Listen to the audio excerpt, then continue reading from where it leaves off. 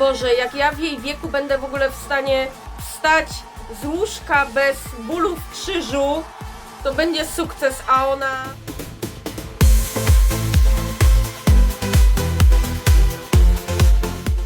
Hej wszystkim, witam Was serdecznie na moim kanale. Polska wybrała Justynę Steczkowską. Preselekcje się odbyły, moim zdaniem były bardzo ciekawe, był bardzo fajny poziom realizacji tego całego show.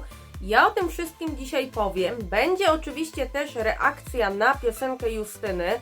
Jeżeli śledzicie mój kanał, to pewnie widzieliście już filmik na temat polskich preselekcji, który nagrałam wcześniej. On się gdzieś tutaj na ekranie Wam pojawi, karta do tego filmiku, odsyłam tam. Więc pewnie wiecie już wstępnie, co ja myślę na temat Gai. Natomiast ja dzisiaj chciałabym skomentować, jak wyglądał w ogóle ten występ, obejrzeć z Wami występ na żywo, zobaczyć, jak Justyna się zaprezentowała. Oczywiście ja to też oglądałam. Dzisiaj obejrzę to kolejny raz. Chciałabym też poruszyć temat w ogóle preselekcji, jak one wyglądały, czy podobały mi się, jak to wszystko wypadło. Powiedzieć Wam też o tym, kto mnie zaskoczył, kto rozczarował, kto był moim zdaniem najciekawszy poza Justyną. Trochę przejść do takiej jakby alternatywnej rzeczywistości, pogdybać, co byłoby, gdyby wygrał ktoś inny na przykład. Tutaj jeszcze taki wstęp, ponieważ obstawiam, że ten filmik może trafić do trochę szerszej liczby odbiorców niż moi subskrybenci. Tak jak tamten filmik o polskich preselekcjach wybił się trochę bardziej niż pozostałe. Dlatego ja chciałabym parę słów jeszcze dodać. Przede wszystkim, jeżeli kogoś jeszcze tu nie było, to witam serdecznie, zachęcam do subskrypcji, do łapkowania w górę. Bardzo się cieszę, że jesteście i też chciałabym przypomnieć, że nie wiem jeszcze, ile ja tutaj nagram i ile będzie ten filmik trwał, ale będą dostępne, tak jak we wszystkich moich pozostałych filmikach, też te znaczniki czasowe, więc jeżeli kogoś nie interesuje na przykład któryś fragment tego wideo, to można sobie przesunąć, można obejrzeć tylko to, co Was interesuje, chociaż ja oczywiście zachęcam do tego, żeby obejrzeć całość, ponieważ ja się pewnie też będę odwoływała do czegoś, co mówiłam wcześniej. No to zacznijmy. Wygrała wczoraj Justyna Steczkowska z piosenką Gaja. To było dosyć spodziewane. Ja już też mówiłam w poprzednim filmiku na temat tego, jakie są szanse poszczególnych uczestników. I tutaj no myślę, że nikt nie był bardzo zszokowany tym, że właśnie zwyciężczynią okazała się Justyna Steczkowska. Ja Wam tutaj wyświetlę też wyniki ogólne, kto zajął jakie miejsce. No i myślę, że przejdźmy może do mojej reakcji na ten występ na żywo. Resztę dopowiem już potem. Zapraszam serdecznie.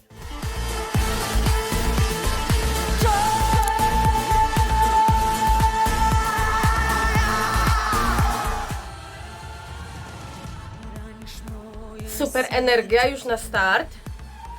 Ale mają pogłos bardzo w tym studiu i to słychać.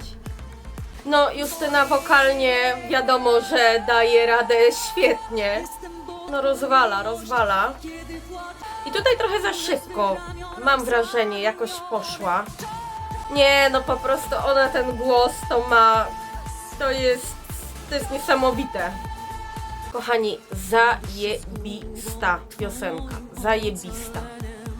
Znaczy kolorystyka mi się tutaj nie podoba i jakoś wizualnie mi to nie wchodzi aż tak bardzo, jakbym chciała, ale ogólnie w odbiorze to nie ma takiego dużego znaczenia. Nie no, jest taki power, że to jest nie do opisania. Boże, jak ja w jej wieku będę w ogóle w stanie wstać z łóżka bez bólu w krzyżu, to będzie sukces, a ona po prostu rozwala wszystko. I tutaj tego trochę nie rozumiem, dlaczego dołożyli tego gościa. O, Justynka lata. Wow. I no po co daliście jakieś ratatata tam, no kurde. Po co to? No to jest królowa. To jest królowa matka. No slay.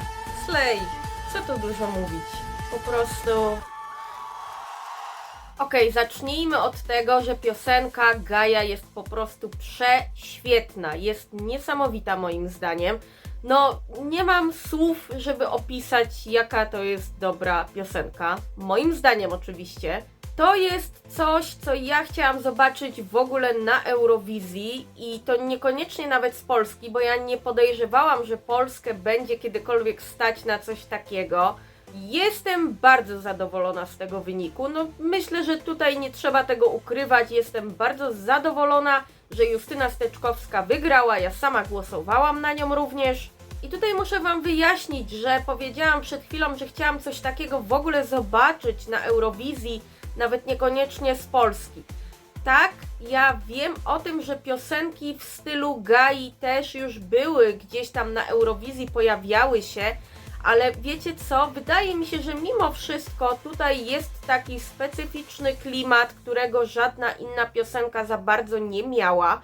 W sensie takim, no, można szukać podobieństw, ja się z tym zgodzę. Jest co najmniej kilka takich propozycji z Eurowizji z zeszłych lat, które mi przychodzą na myśl, że to może być gdzieś tam z tej kategorii co Gaja, ale mimo wszystko uważam, że tutaj pewien schemat został złamany, bo jeżeli już, to powiedziałabym, że ta piosenka jest podobna do kilku różnych utworów, tak jakby z każdego z tych utworów, o których ja myślę, Gaja coś tam ma, nie mówię, że to jest inspiracja, ale mimo wszystko to jest końcowo moim zdaniem jednak dosyć świeża sprawa. Jeśli oglądaliście moje wcześniejsze filmiki, to ja parę razy wspominałam, że ja kocham Bałkany, bałkańską muzykę i tutaj to mi się bardzo podoba, bo ja czuję taki vibe właśnie troszeczkę jak z tego regionu w Gai.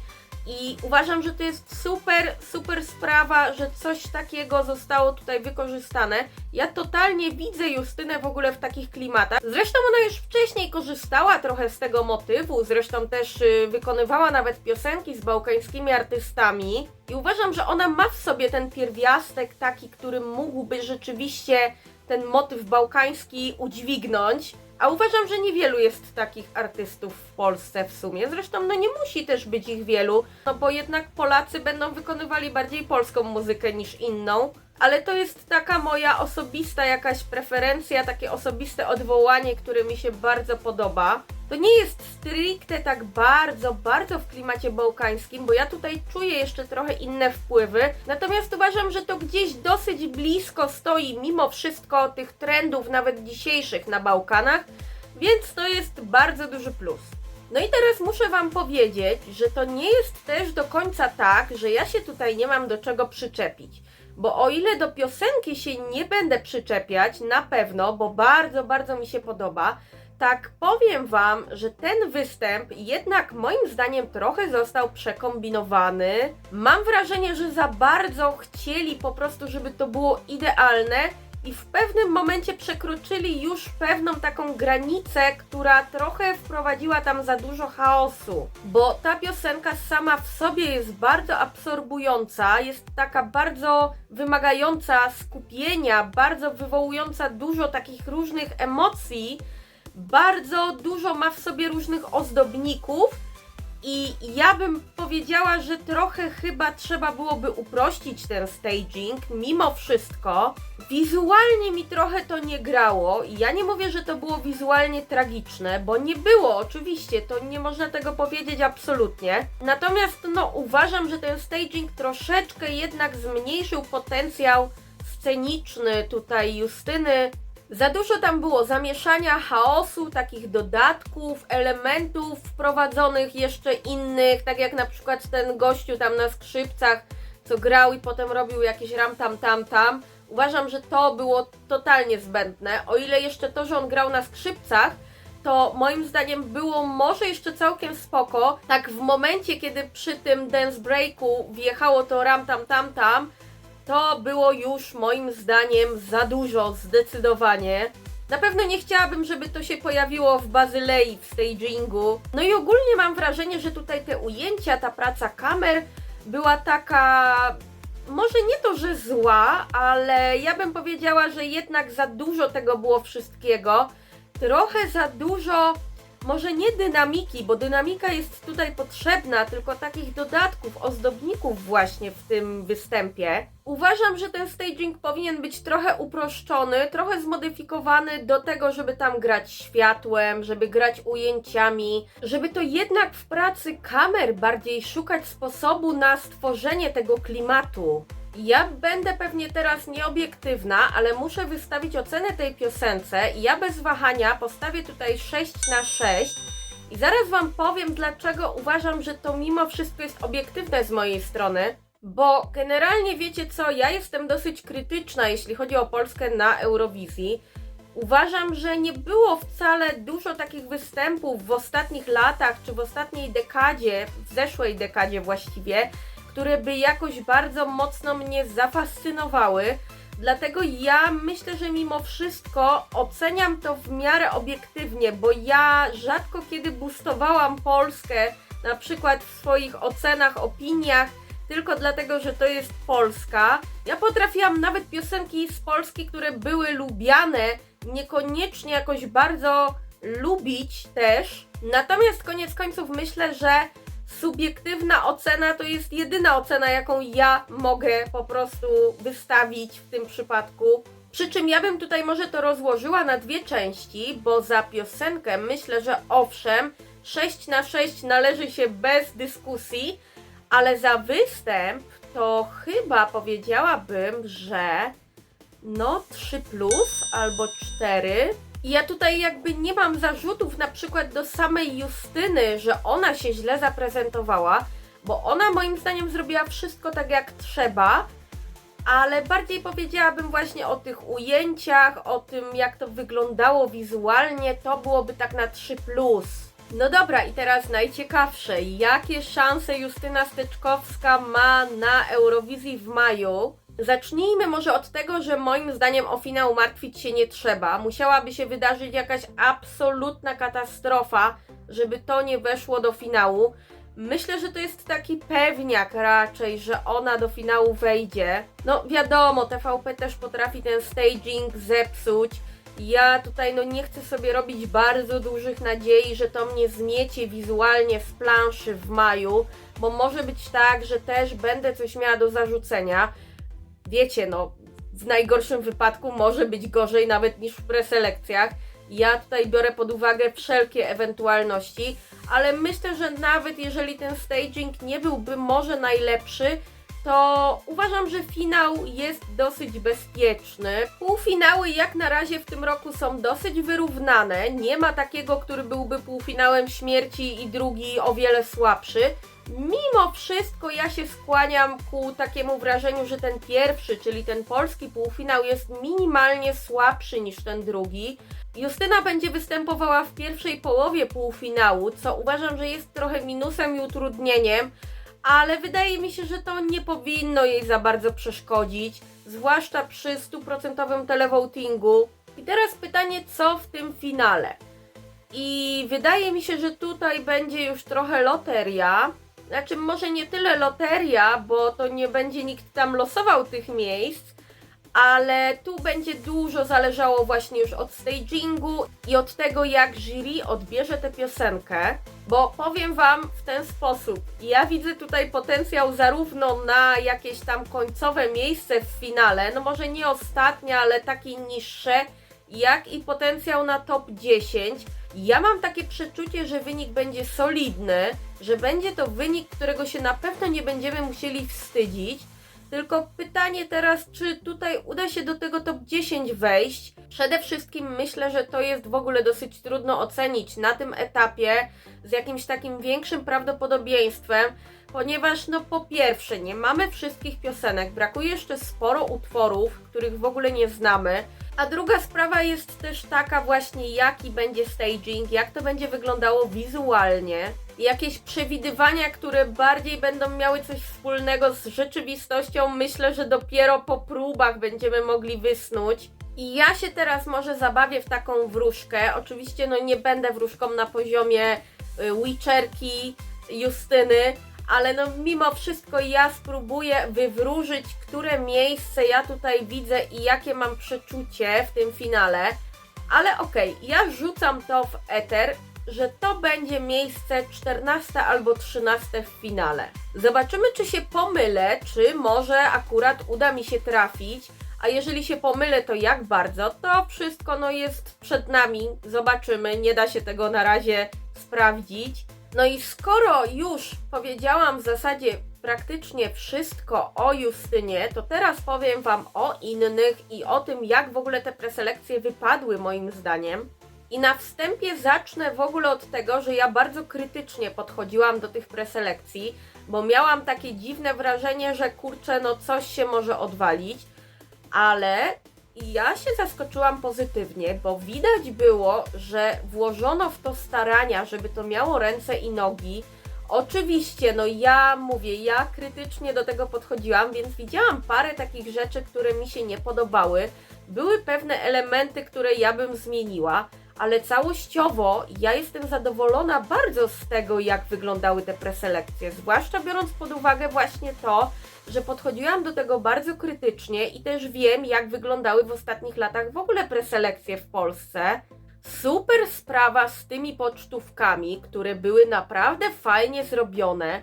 Wyglądało to bardzo profesjonalnie, bardzo mi się to podobało.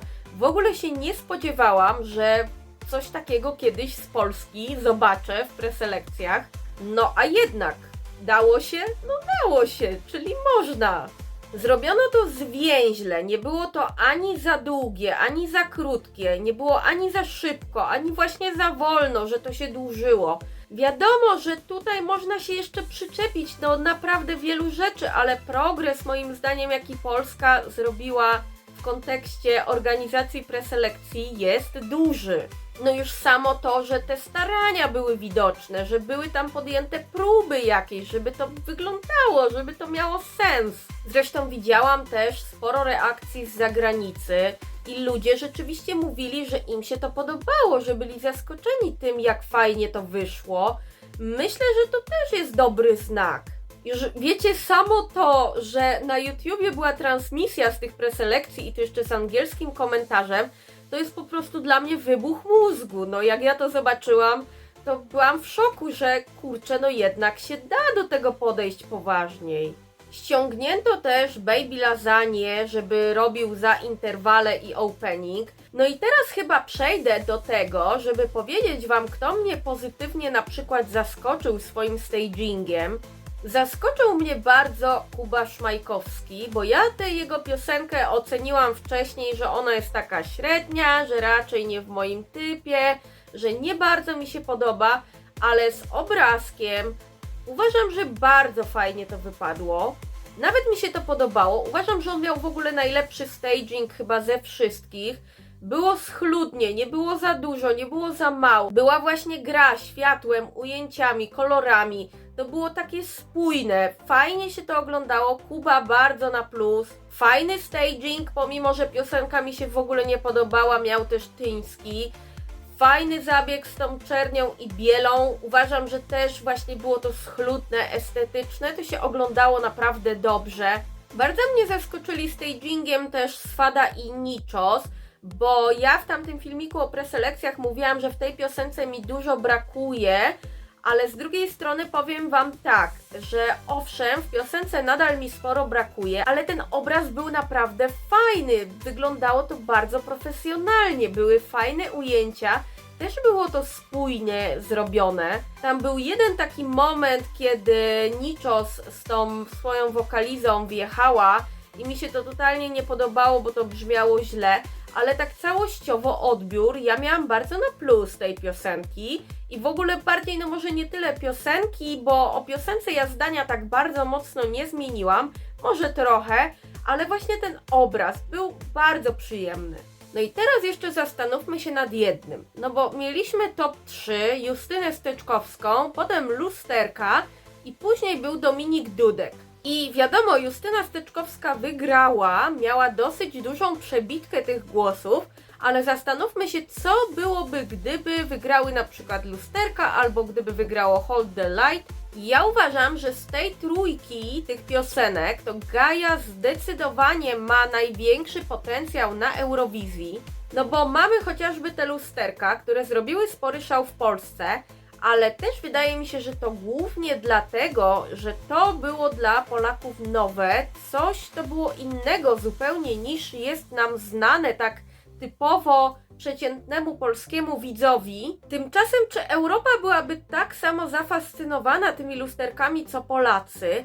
Wydaje mi się, że nie. Wydaje mi się, że mimo wszystko to byłoby zaszufladkowane jako jakiś tam utwór ze wschodniej Europy, który w dodatku w gatunku tych utworów takich ze wschodnim klimatem no byłby daleki od najlepszego, moim zdaniem. Tam jednak instrumentalnie sporo brakowało. Ja myślę, że jeżeli ktoś już kojarzy tego typu piosenki, czy to na Eurowizji, czy nie, to wie, że w nich instrumentalnie działo się bardzo dużo, oprócz tego, że był jakiś wschodni klimat. I wiecie co? Ktoś pod tamtym moim filmikiem o polskich preselekcjach napisał, że dla Polaków dialekt podlaski będzie zaskoczeniem, a dla Europejczyków niekoniecznie i to zginie gdzieś potem w tej stawce.